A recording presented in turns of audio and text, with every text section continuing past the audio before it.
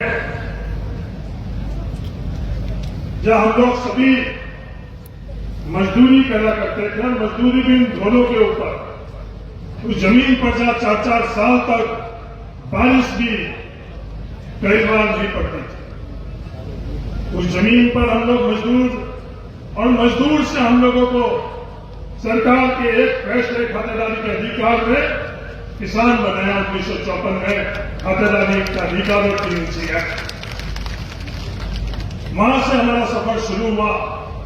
बाड़मेर जिले के अंदर चौधरी रामदास जी ने किसान बोर्डिंग के रूप में हम लोगों के लिए एक दुनिया का सबसे बेहतरीन मंदिर दिया, जिसके माध्यम से मेरे जैसे हजारों किसान परिवार के लोग आगे बढ़ने के लिए उस मंदिर के माध्यम से हम लोगों के जीवन के अंदर एक बहुत बड़ी ऊर्जा, मदद और माध्यम है। इस अवसर पर मैं स्वर्गीय रामदास जी को भी बहुत बहुत श्रद्धांजलि अर्पित करना चाहता हूं। आज उनके कारण ही हम इस स्टेज पर खड़े हैं और आप सब लोग इस प्रकार। मैं इस अवसर पर अगर स्वर्गीय मूलाराम जी खतरवाल साहब को, चौधरी साहब को अगर याद नहीं करूं तो शायद मैं ये समारोह अधूरा। मूलाराम जी खतरवाल साहब हेमाराम जी के पिताजी थे, इस क्षेत्र के बाइतू क्षेत्र के बड़े चौधरी थे और उस वक्त भी सामाजिक कार्य के अंदर और समाज सुधार के अंदर अग्रणी थे। बीकी देवी जी, हेमाराम जी की पत्नी डॉक्टर सरोज, सुनीता जी, तेज सिंह जी, तमाम परिवार को आज मैं, मेरे पास शब्द नहीं है धन्यवाद देने के लिए, साधुवाद भी शब्द कम पड़ा। आप जिस सोच से, जिस मकसद से आपने ये काम शुरू किया, लाखों की तादाद में आप सब लोग यहाँ पधारे हो, उसी सोच और उस प्रयास को बल देने के लिए आप पधारो, इसके लिए आप तमाम लोगों को तहे दिल से धन्यवाद देना चाहता हूं।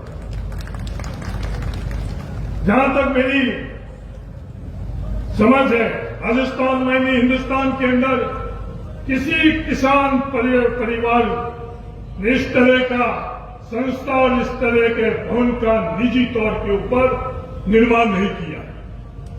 अगर कहीं किया हो तो वो मेरी नजर के अंदर नहीं।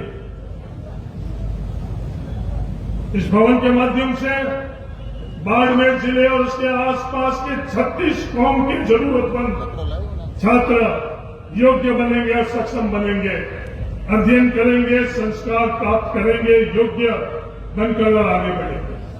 आज उस योग्यता के बावजूद भी हम लोगों को संघर्ष करना पड़ रहा है। ये संघर्ष उसी तरह का है, जब हम लोगों को खातेदारी का अधिकार मिला था तो उस वक्त भी व्यवस्था के अंदर बहुमत उस खातेदारी के अधिकार के सामने खड़ा था, पर कुछ चंद लोग जिनकी सोच उस खातेदारी के अधिकार के माध्यम से हम लोगों को आगे बढ़ाने का अवसर प्रदान करने थे, उनके माध्यम से हम लोग आगे बढ़े।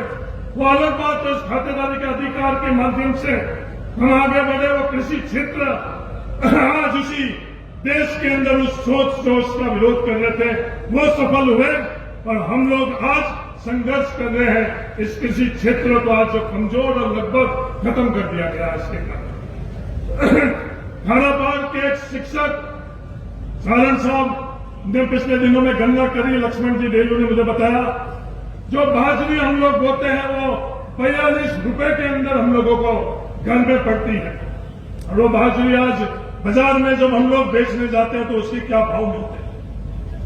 जिस तरह से ये कृषि क्षेत्र खत्म किया गया, उसी तरह से आज ये प्रयास किया जा रहा है किसान के काम से योग्य बच्चे जो किसान बोर्डिंग और वीरेंद्र काम से योग्यता के माध्यम से इस देश के अंदर, इस व्यवस्थाओं के अंदर हिस्सेदार और भागीदार बने, उनको कैसे रोका जाए। उसी सोच के तहत चाहे वो जातिगत जनगणना की बात है, वही सोच, वही वर्ग, वही लोग मजबूती से आज जातिगत जनगणना को रोक रहे हैं, वो सफल हो रहे हैं, और आज हमको वो संघर्ष करना पड़ता है। आज 21% के या 27% जो आरक्षण है वो हमारा हक है, कोई हम लोग भीख नहीं मांग रहे हैं, पर उसके लिए भी हमको संघर्ष करना पड़ता है। आज 21% जो आरक्षण है जब भर्ती होती है तो आरक्षण के अंदर हम लोगों को 0% और 1 और 2% मिल रहा है। वो संघर्ष हमको वापस करना पड़ रहा है जो हमारे पूर्वजों ने किया। आज हम लोगों को संघर्ष करना पड़ रहा है। लोग बड़े यश लेते हैं, लोग बड़ी बातें करते हैं कि सरकार हमने बनाई, पर ये सरकार जो हमने बनाई, इस सरकार के सामने हम लोगों को संघर्ष करना पड़ता है। ये संघर्ष किस कारण करना पड़ता है? नौजवान साथियों और किसान भाइयों, अगर ये चीज आप समझ लोगे तो हमारे को आने वाली पीढ़ियों के अंदर संघर्ष भी करना पड़ेगा। बहुत निर्णय है सुनीता जी और तेज सिंह जी जैसे जो हेमाराम जी की सोच को उस परिवार के अंदर आगे बढ़ाने के लिए अपना सब कुछ लगाया है। वरना आज के जमाने में आज की पीढ़ी सिर्फ अपने आप के लिए सोचती है और अपने परिवार के लिए सोचती है। मेरे इस अवसर के ऊपर आप तमाम लोगों से यही निवेदन है, जागृत हो, शिक्षित हो, संगठित हो, हक के लिए संघर्ष करो। आने वाले वक्त के अंदर सिर्फ हिस्सेदारी से संतुष्ट नहीं हो, आने वाले वक्त के अंदर व्यवस्थाओं के अंदर नेतृत्व हम लोग किस प्रकार से कर सके। हमारे आदर्श रामदास जी डोकिया, हमारे आदर्श गंगाराम जी, हमारे आदर्श हेमाराम जी ने जो संघर्ष किया है, जो इन लोगों ने पीड़ा के बावजूद भी इन लोगों ने हम लोगों के लिए एक मार्ग प्रशस्त किया है। उस मार्ग पर बढ़ते हुए हम लोग आगे कैसे बढ़े, आगे बढ़ने के लिए आप सब लोगों को शुभकामनाएं। और तय दिल से मैं सचिन पायलट जी आपको भी धन्यवाद देना चाहता हूं कि आपने समय निकालकर, आज भी नहीं, जिस दिन हेमाराम जी चौधरी साहब को सबसे ज्यादा जरूरत थी, हम परिवार के लोगों के बाहर जाकर चंद लोग ही हेमाराम जी चौधरी साहब को व्यक्तिगत तौर पर संबल बढ़ाने के लिए आते थे। उसमें आप उस वक्त जब आप आते थे, वो ऋण हमारे लिए सबसे बड़ा है। आपका पद, आपकी राजनीतिक ताकत से जो आप लोगों ने दिया है, उससे बड़ा जिस वक्त हम लोगों को उस चीज की जरूरत थी, आप सचिन पायलट जी आकर आप हमारे परिवार के साथ खड़े रहे। तय दिल से आज मैं स्वास्थ्य तौर के ऊपर आपको धन्यवाद देना चाहता हूं। धन्यवाद। जय हिंद। राम राम।